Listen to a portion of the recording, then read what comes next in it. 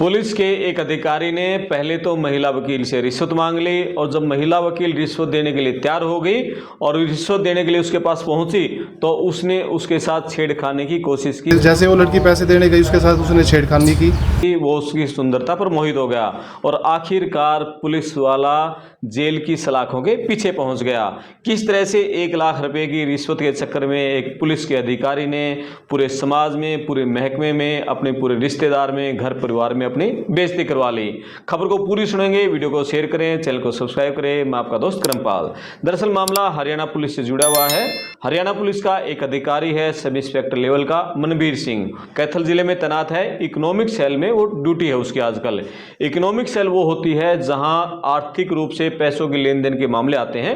तो economic cell के पास एक शिकायत आती है जहां महिला वकील के पिता के खिलाफ थी कि उसने एक प्लाट के लेन देन में, खरीद फरोख्त में उसके साथ धोखाधड़ी की है। तो जांच कर रहे आरोपी जो सब इंस्पेक्टर है मनबीर सिंह, उसने महिला वकील से संपर्क किया और यह कहा कि मैं इस मामले से आपको पिता को निकाल दूंगा, उससे निकाल दूंगा केस से, और इस मामले को खत्म कर दूंगा यदि आप 1 लाख रुपए की रिश्वत दो। तो महिला वकील रिश्वत देने पर सहमत हो गई, लेकिन वो रिश्वत देती इससे पहले ही उसने जो विजिलेंस की टीम है हरियाणा में, एंटी करप्शन ब्यूरो की अंबाड़ा में, वो विजिलेंस की टीम को संपर्क किया और उसकी पूरी लिखित में शिकायत दे दी। तो विजिलेंस की टीम ने जो नोट है उस पर जो कलर लगाते हैं वो 1 लाख रुपए उसको वकील को थमा दिए कि आप जब वो रिश्वत मांगे पुलिस वाला, उसको ये 1 लाख रुपए देने हैं। तो वो पहले तो पुलिस वाला अपने कई दिनों तक लोकेशन बदलता रहा। आखिर में उसने महिला वकील को जगह बुलाई कि आप हॉस्पिटल के पास आ जाइए वहां और अस्पताल के पास 1 लाख रुपए की रिश्वत दे जाइए। वकील 1 लाख रुपए की रिश्वत उसको जब देने पहुंची तो आसपास जो विजिलेंस की टीम थी वो भी पूरी एक्टिव थी। तो वकील जब उसको पैसे देने लगी तो गाड़ी में था जो सब इंस्पेक्टर का अधिकारी था जो जांच कर रहा था, तो उसने गाड़ी का शीशा नीचे किया, उससे 1 लाख रुपए की रिश्वत ली और जैसे वो रिश्वत देने लगी तो उसकी सुंदरता को देखकर उसकी नीयत भी डोल गई और उसने उससे छेड़खानी की कोशिश भी की। और जैसे ही उसने कोशिश की छेड़खानी की तो वकील ने जोर से शोर मचाया और विजिलेंस की टीम जो आसपास एक्टिव थी वो एकदम वहां पहुंची। तो विजिलेंस की टीम को देखते ही पुलिस वाला गाड़ी को भगा ले गया तेजी से और आखिर में वो छुप गया। विजिलेंस की टीम उसके घर पर पहुंची लेकिन वो घर पर गायब मिला। तो उसके घर वालों ने भी विजिलेंस टीम से झगड़ा करने की कोशिश की। विजिलेंस की टीम ने अपने तेवर दिखाते हुए उसके घर वालों को समझा दिया, यदि आप लोगों ने जांच में सहयोग नहीं किया तो आप लोगों के खिलाफ भी एक्शन ले लिया जाएगा।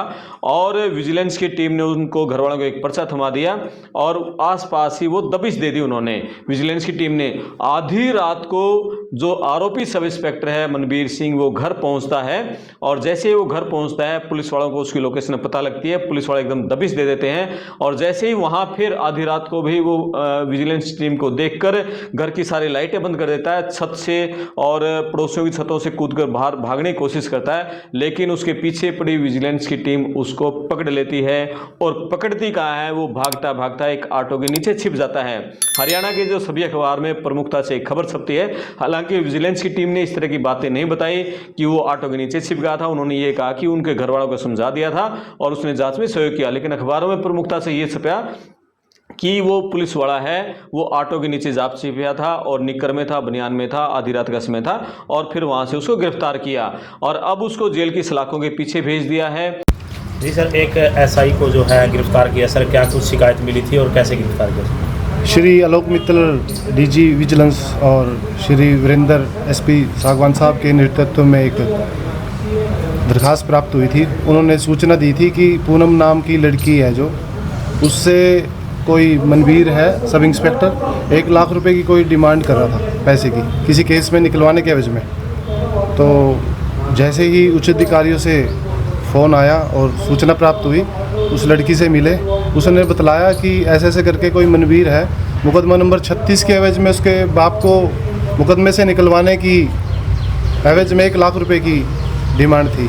रिकॉर्डिंग थी, टीम का गठन किया गया, रेड की गई, बार बार जगह बदल रहा था, कभी कहीं। और उसके बाद उसने सरकारी हॉस्पिटल के आसपास बुला के और उसको बुला लिया, भाई यहाँ आके मैं पैसे देना चाहता हूँ।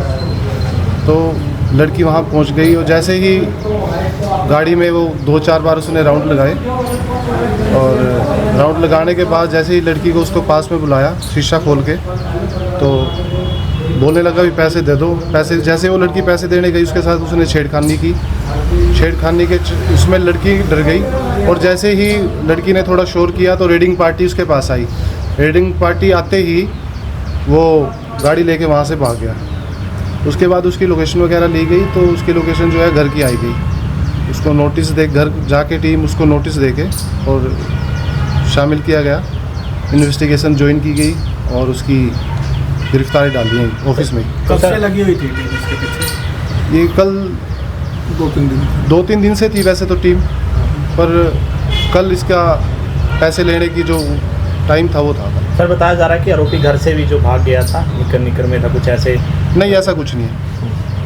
तो किसी टेम्पो वगैरह के नीचे से? नहीं, ऐसा कुछ नहीं है। कब उसको नोटिस दे के घर और उसको इन्वेस्टिगेशन ज्वाइन के लिए बुला लाए थे। थोड़े उसके घर के जो थे वो थोड़ा बता रहे थे भाई इधर उधर उसको, मतलब लड़ाई वगैरह उसका, फिर हमने उनको समझा दिया, समझ गए वो, और उसके बाद फिर वो इन्वेस्टिगेशन ज्वाइन करके यहाँ उसकी गिरफ्तारी। कोई टीम के साथ बदसलूकी का कोई मामला? नो, ऐसा कुछ। कहाँ पर कार्य करते हैं कर्मचारी? क्या कह रहे हैं? कहाँ पर कार्य? ये इकोनॉमिक सेल में। कंप्लेंट कौन से थाने की थी जिसके वजह से? ये राजौन थाने मामला था। किस प्रकार का मामला था? ये कोई ज़मीन का लेने देने का मामला था। आपकी टीम में कौन कौन शामिल थे सर, एक बार नाम बता दीजिए। ड्यूटी मजिस्ट्रेट भी? ड्यूटी मजिस्ट्रेट थे अपने एक्शन है इरिगेशन के निशांत। आपका सर? निशांत पठान। मैं इंस्पेक्टर संदीप। जैसे लड़की से जो छेड़छाड़ की गई है कल, उसमें भी कोई एफआईआर वगैरह होगी? जैसे ये इन्वेस्टिगेशन का हिस्सा है, जैसे ही होगा तो आपको बता तो देंगे। इसमें कोई धारा जोड़ी गई छेड़छाड़ की सर? आगे इन्वेस्टिगेशन है, जैसे ही होगी तो फर्दर आपको बता देंगे। ठीक, एक विजुअल करवा दीजिए। बहुत जरूरी है। काट लें।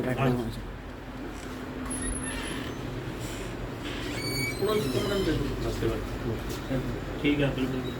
तो मामला ये है कि एक पुलिस वाला सही तरीके से अपनी ड्यूटी नहीं कर रहा था, जो रक्षक है वही भक्षक बने हुए हैं और उसके खिलाफ अब जो भ्रष्टाचार के साथ साथ छेड़छाड़ का केस भी दर्ज कर लिया गया है। अब मामले में अब उसको भ्रष्टाचार के मामले में जिस तरह से यदि रंगे हाथ पकड़े जाते हैं, जमानत भी बहुत मुश्किल से मिलती है, उसकी नौकरी दांव पर आ गई है। पूरे समाज में, पूरे इज्जत में, पूरे पुलिस महकमे में आजकल आरोपी जो मनबीर सिंह है सब इंस्पेक्टर, उसकी चर्चाएं चल रही हैं। लेकिन चर्चाएं जो बहादुर वकील है उसकी भी चल रही हैं कि उसने छेड़छाड़ की जो कोशिश की थी उसका विरोध भी किया, साथ में उसने समझदारी से दिखाते हुए जो विजिलेंस की टीम है उसके संपर्क किया और वो उसको दबोच लिया गया।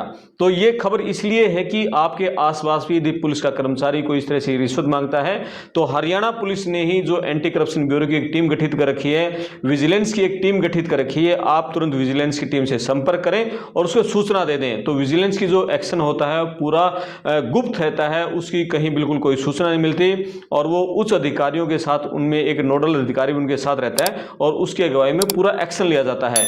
यानी कि कोई भी किसी भी बड़े लेवल का अधिकारी आपसे, चाहे पुलिस का हो या किसी भी महकमे का हो, आपसे रिश्वत मांगता है, तुरंत विजिलेंस टीम का संपर्क करें। आप गूगल पर अपने आसपास कहीं से विजिलेंस टीम के अधिकारियों की नंबर ले सकते हैं और उनसे संपर्क करके आप रिश्वत देने से बचें। रिश्वत देना भी अपराध है, रिश्वत लेना भी अपराध है, दोनों अपराध की श्रेणी में गिने जाएं तो इस देश से शायद रिश्वत का यदि खत्म हो जाएगा तो देश भी तरक्की करने लगेगा। अभी हम दुबई में दौरे में थे तो उन्होंने बताया कि यहाँ कोई सरकारी कर्मचारी सोच भी नहीं सकता रिश्वत के बारे में। आपको कोई काम करवाना है तो आप ऑनलाइन एक बार एप्लीकेशन डाल दीजिए, मिनटों में, घंटों में ही आपके काम हो जाएंगे।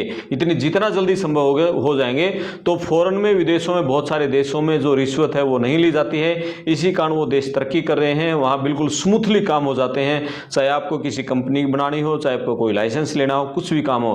तो हमारे देश में जो भ्रष्टाचार का जो नासूर बन चुका है, चाहे अधिकारी, नेता, सब कुछ लोग ये सोचते हैं कि जो हम कमीशन खोरी करें या रिश्वत ना लें तो शायद हमारा काम ही नहीं चलेगा।